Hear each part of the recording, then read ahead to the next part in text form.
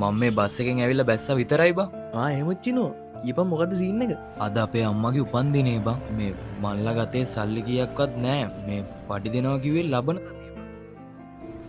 රුපියල් 5000ක් විතර ගන්න නැද්ද බං? මං අනිවාර්යෙන් ලබන සතිය දෙනවා උඹට. අඩෝ චිනෝ මේ හපන්කෝ. එච්චර ලොකු ගානක් නම් මේ වෙලාවේ ගන්න නෑ බං. හරි බං හරි බුදුසරණයි. කෝ පුතේ මල්ලි කොහෙ ගිහිල්ලද දන්නේ අම්මේ ඕක? මගේ උපන්දිනේ දවසේවත් මේ ළමයි ගෙදර නෑනේ. අනේ මන්දා. ලොකු පුතා මාස ගානකින් ගෙදර ආවේ නෑ.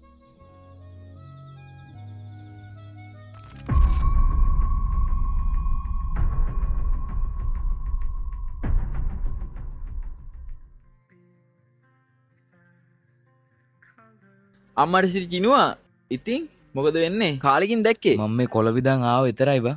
මේ අද අපේ අම්මගේ බර්ත්ඩේ එකනේ. මේ කේක් එකක්වත් අරන් දෙන්න අතේ කීයක්වත් නෑ බං. ලබන සතිය දෙනකම් මේ රුපියල් 5000ක් ගන්න නැද්ද බං උඹලගේ?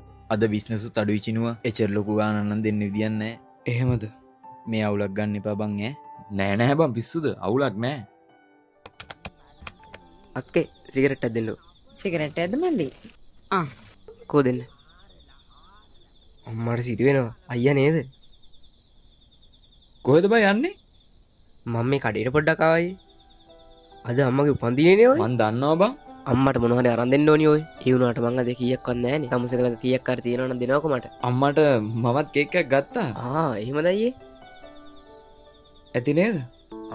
මේක ඇති අයියේ.